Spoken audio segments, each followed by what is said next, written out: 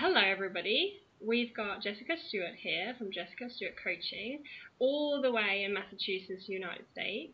And thank you so much for joining me today for a brief conversation just about your awesome little career that you've built for yourself, which I want to hear all about. So, do you want to just briefly explain to our viewers who you are, just in a short little sentence, and also what you do? Sure.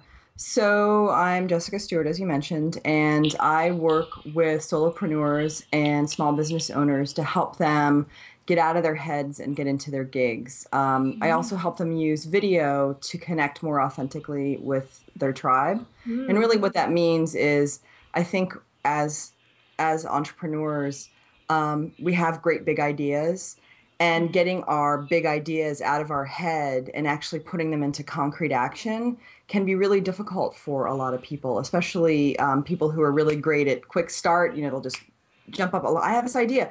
So I'm not a quick start. So I actually help them take the time to really explore those ideas and then put them into action.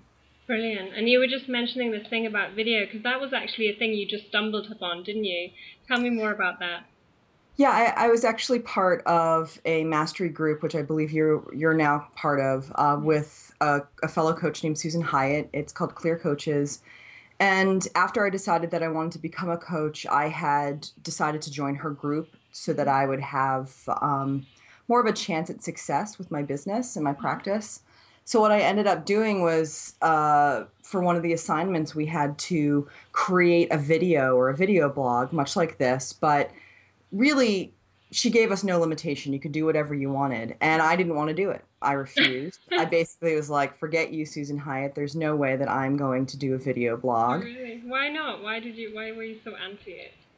I think there's a few things for me, just not sure what I'd look like, feeling like it had to be just a talking head kind of thing where I sat in front of my webcam and was like, "Hey, what's up? What's going on?" I had all of this preconceived notions from what I had seen other people do, Absolutely. and I think it was a day or two before the assignment was actually due. I was like, "Forget it. I'm just going to do whatever I want to do," and I decided to do something that was very creative and I tend to really be inclined to technology anyway. And so I created this video and it ended up really sparking not just a passion for me, but it was also something that I was able to monetize and turn into a part of my business. Really? So what is it you've made? What is the offering you've created out of this experience? Well, I do a lot of uh, free and sometimes paid, but I'll appear like I did a coaching for Susan's Clear Coaches, which is how you and I met, where I teach it to others. But I actually turned it into a product in a class Mm. where I teach other video stars. It's called Video Star, how to create authentic and engaging videos for their tribe.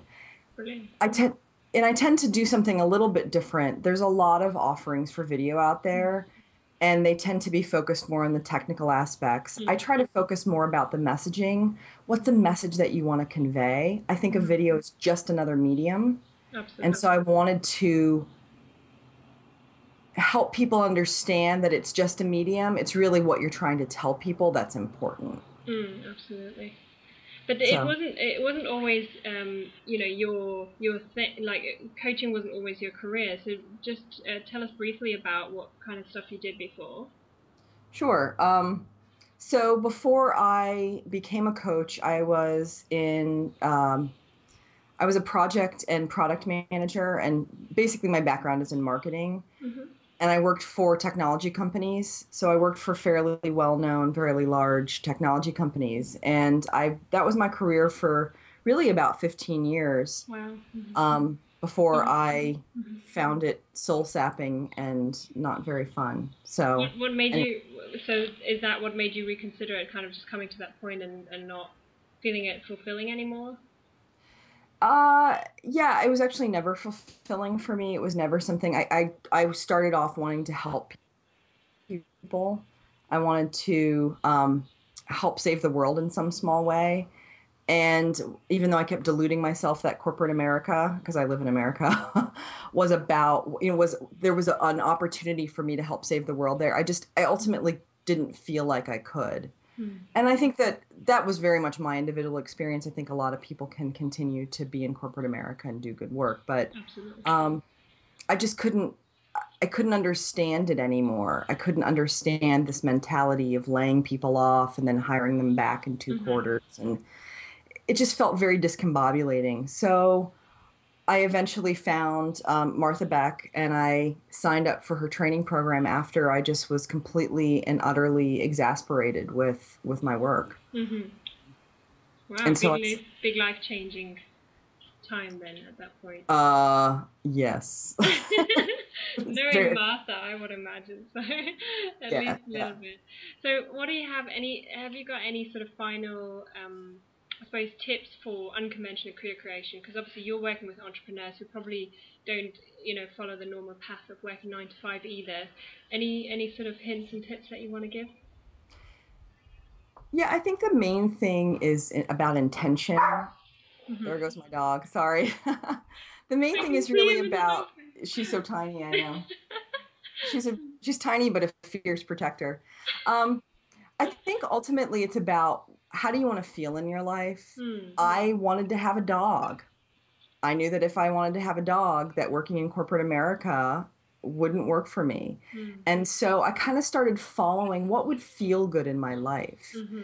And I also think, so I think that that's sort of the first thing is figuring out what feels good for you, Absolutely. um, following passions, following things that are unexpected, and not letting the rules get in the way. Hmm. I don't, I don't have a traditional background in video. I'm not a professional video editor or a television producer or any of those things, but I'm really great at telling a story. I'm very creative. Hmm. And I think when you take those things that you're innately good at and you forget or conveniently break the rules, I think you ultimately end up creating a safer place for yourself to kind of Hmm. melt down and then reform in whatever you want to be doing. I Absolutely. don't think people give themselves permission to do that. Hmm. I couldn't And agree more.